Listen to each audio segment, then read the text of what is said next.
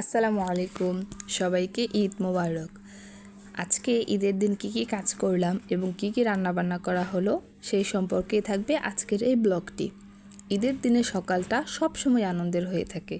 সকালে ঘুম থেকে ওঠার পরই ছাদে চলে আসলাম। তারপর দেখলাম সূর্যি মামা আমাদের দেখে উকি মারছে। তারপর এখানে কিছু বেলি ফুল ফুটেছিল, সেগুলোর একটু ভিডিও ক্লিপ নিয়ে নিলাম। ঈদের দিন সকালবেলাটা না অন্যরকম একটা আমেজ ফিল হয়। ছোটোবেলার ঈদগুলোকে খুব বেশি মিস করি। এটা যেহেতু কোরবানির ঈদ, আজকে ঈদের দিন তো সারাদিন কাজ করতে করতেই ব্যস্ত থাকতে হবে।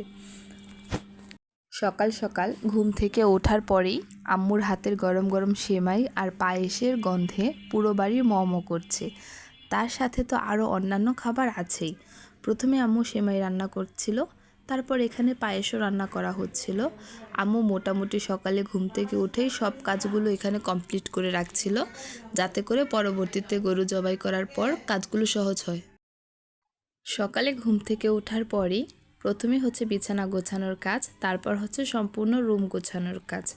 একে একে সব কাজগুলো কমপ্লিট করা হচ্ছিল, যাতে করে গরু কোরবানি করার পরপরই আমরা মাংসগুলো কেটে ফেলতে পারি।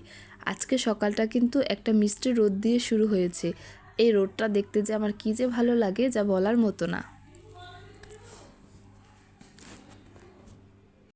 আব্বু এবং কাকারা অলরেডি ঈদের নামাজের জন্য রেডি হয়ে নামাজে চলে গিয়েছে।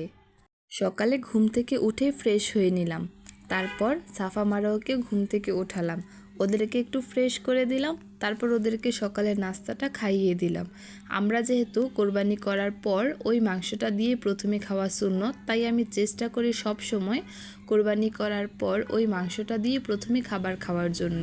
তো সাফা মারোয়া তো ছোটো মানুষ, তারা থাকতে পারবে না, তার জন্য প্রথমেই তাদেরকে খাবারটা খাইয়ে দিলাম। আর এখন তাদের নতুন জামা কাপড় বের করব, তাদেরকে রেডি করাবো। তার সাথে সাথে আমি নিজেও রেডি হয়ে যাব। যতই বাসার কাজকর্ম করি না কেন, নতুন জামা একটু পরলে ঈদ ঈদ ফিল হবে, আর নতুন জামাটা না পরলে তো ঈদের ফিলই আসবে না। তো প্রথমেই সাফা মারোয়াকে গোসল করিয়ে দেওয়ার পর আমি এখানে গোসল করে নিয়েছিলাম। তারপর দেখলাম আম্মু টেবিলের মধ্যে বিভিন্ন রকমের খাবারের আয়োজনগুলো সাজিয়ে রাখছে। যেমন খাবারের আয়োজনের মধ্যে ছিল সেমাই, তার সাথে ছিল পিঠা। এখানে 2 প্রকারের সেমাই ছিল এবং সাথে কিন্তু কিছু পিঠাও ছিল। তো এগুলো সাফা মারোয়াকে খাওয়া দাওয়া করানোর পর ওদেরকে একটু ভিডিও করতে নিয়ে আসলাম। যেহেতু বাচ্চারা সকালে ঘুম থেকে উঠেছিল, তাই তাদের মেজাজটা আজকে ভালো ছিল না, তেমন একটা ভিডিও ক্লিপ তাদের নিতে পারিনি। তারপর দেখলাম যে আমাদের হুজুর চলে এসেছে গরুটা কোরবানি করার জন্য। সব কোরবানি আল্লাহর নামে উৎসর্গ করা হয়। আল্লাহ তাআলা সবার কোরবানিকে কবুল করুক। এটা যেহেতু ঈদুল আজহা, তাই সবার বাড়িতে বাড়িতে গরু কোরবানি হচ্ছে। এমন দৃশ্য দেখে বোঝাই যাচ্ছে সবার মনে ঈদের আনন্দ কতটা দোলা দিচ্ছে। এছাড়াও রাস্তায় বের হলে দেখা যাচ্ছে ছোট ছোট বাচ্চারা নতুন নতুন জামা কাপড় পরে ঘুরোঘুরি করছে। এই দৃশ্যটা দেখে আরও ঈদ ঈদ ফিল হচ্ছে। তারপর কিন্তু সবাই গরু বানানোর কাজে লেগে পড়েছিল। হাতে হাতে কিন্তু বাড়ির সবাই কাজকর্ম করতেছিল।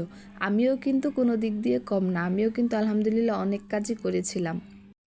এখন হচ্ছে সাফা মারোয়াকে বাসায় রেখে আমি আম্মুর কাজে হেল্প করতে চলে আসলাম। তারপর দেখলাম যে আম্মু এখানে রান্না বসিয়ে দিয়েছে। তো প্রথমে আম্মু খিচুড়ি রান্না করতেছিল। এই খিচুড়ি এবং সাথে গরুর মাংস, এটার টেস্ট অসাধারণ, যা বলার মতো না। প্রতিটা মায়ের হাতের রান্নাই প্রতিটা সন্তানের কাছে অমৃত মনে হয়।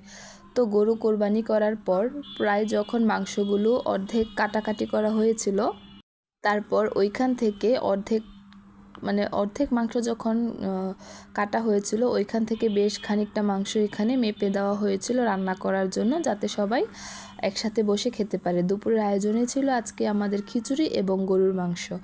মাংসের কালারটা তো মাশাআল্লাহ দেখতে অনেক সুন্দর লাগতেছে, আর টেস্ট তো অসাধারণ, এটা বলার তো কোনো ভাষাই নেই। যেহেতু আম্মু রান্না করতেছে, তো মায়ের হাতের রান্না ইজ অলওয়েজ বেস্ট। তারপর এখানে হচ্ছে গরুর মাংস রান্না করার পর আম্মু কিন্তু অন্যান্য কাজগুলো করতেছিল, পাশাপাশি কিন্তু আমিও হেল্প করতেছিলাম, যতটুকু পারতেছিলাম আম্মুকে হেল্প করতেছিলাম। তো ভিডিওর মাঝখানে আরেকটা কথা বলে রাখি, সেটা হচ্ছে আপনারা কে কোথা থেকে আমার ভিডিওটা দেখছেন তারা কিন্তু সবাই অবশ্যই কমেন্ট করে বলে যাবেন। আর এটা কি আপনারা একটু কমেন্ট করে বলে যান তো, যারা চিনতে পেরেছেন তারা বলে যাবেন, আর যারা চিনতে পারেনি তাদের জন্য আমি বলি, এটা হচ্ছে গরুর বট। গরুর মাংস যতটা মজা হয়ে থাকে, তার থেকেও বেশি মজা হয়ে থাকে গরুর এই বটটা। এটা আমার অনেক ফেভারিট। মাংস কিন্তু আমি তেমন একটা পছন্দ না করলেও এই বটটা আমি অনেক বেশি পছন্দ করি। তাই তো হচ্ছে আমি আম্মুর কাজে কাজে হেল্প করে এই বটগুলো নিতে সাহায্য করেছিলাম। তারপর এখানে মাংসগুলো গরিব দুঃখীদের মাঝখানে বিলিয়ে দেওয়া হচ্ছিল এবং আত্মীয় স্বজনকে দেওয়া হচ্ছিল। এখন আরেকটা কথা আপনাদেরকে বলি, বলেন তো গরুর মাংস যখন কষানো হয় সেই কষানোর থেকে নিয়ে কে কে মাংস খেতে পছন্দ করেন আমার মতো? আমি তো এটা অনেক বেশি পছন্দ করে থাকি। তারপর যখন কাজকর্ম প্রায় অর্ধেক শেষ হয়ে গিয়েছিল তখন ওদের বাবা এসেছিল সাফা মারোয়ার সাথে দেখা করার জন্য। তো ওদের বাবার জন্য এখানে সেমাই, মিষ্টি এবং হচ্ছে পিঠা দিচ্ছিলাম তাকে খাওয়ার জন্য। তারপর সে একটু কাজ করেছিল, মানে আব্বুর সাথে একটু গরুর কাজকর্ম করেছিল। তারপর বলতেছিল যে তার নাকি মাথা ব্যথা করে, তো আমি হচ্ছে তাকে একটু মাথা টিপে দিচ্ছিলাম। আলহামদুলিল্লাহ আজকে কিন্তু ওদের বাবার সাথে আমরা ঈদটা করতে পেরেছিলাম, এজন্য কিন্তু আজকে ঈদের খুশিটা আরও বেশি বেড়ে গিয়েছিল।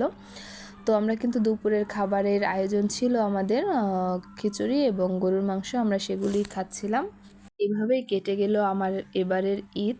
আপনাদের ঈদের দিনটা কেমন কাটলো অবশ্যই কমেন্ট করে জানাবেন। ভিডিওটি ভালো লাগলে লাইক, কমেন্ট এবং শেয়ার করতে ভুলবেন না। ঈদ মোবারক। আসসালামু আলাইকুম সবাইকে।